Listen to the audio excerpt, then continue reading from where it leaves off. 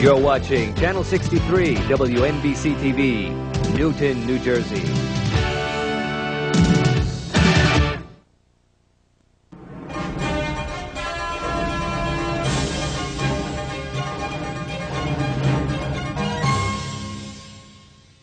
Good evening, I'm Nicole Greco. Thanks for joining us tonight. About a third of New Jersey's residents are Black, Hispanic, Asian, or another minority. And like minorities across the country, those groups are disproportionately impacted by some of the nation's biggest killers, like heart disease, obesity, diabetes, certain cancers, and infant mortality. Today in New Jersey, reducing those disparities is now a top priority.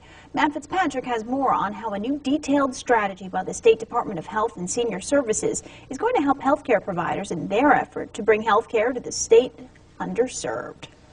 It seeks to cut early death rates and health problems ranging from asthma to AIDS. And today, news of the state's first comprehensive plan to eliminate long-standing health disparities between whites, minorities, and New Jersey's working poor has many healthcare physicians very excited. We're seeing a large disparity. We're seeing a disparity amongst the minorities for, higher incidence of diabetes, high blood pressure, morbid obesity. We see our kids, with morbid obesity, and I think it's a lack of education. The plan announced yesterday will build on existing programs, add new ones, seek outside funding, and set up community partnerships to better tackle minority health issues.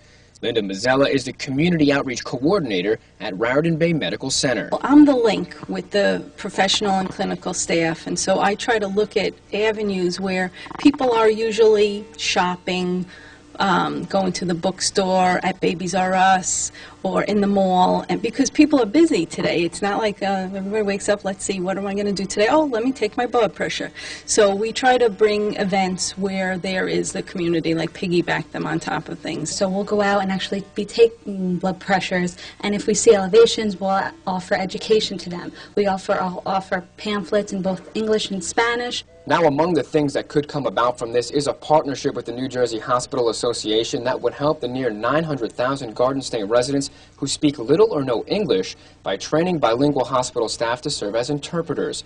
By doing so would help better ensure discharged patients understand their diagnosis, medication doses, and any needed follow-up care. I speak Spanish, therefore I'm able to communicate with my patients and educate them and properly give them guidance as far as telling them that your community has a higher incidence of this. Among the dozen or so strategies outlined by the State Department of Health and Senior Services to help eliminate these disparities include expanding capacity for cervical and prostate cancer screenings, identifying and removing barriers to screening and follow-up care, reducing deaths from heart disease through increased education and outreach, creating a state office of obesity prevention and securing outside funding for preventative programs, especially among children, and increasing the number of people tested for HIV and encouraging safe sex practices. Reporting from Old Bridge, I'm Matt Fitzpatrick, WMBC News.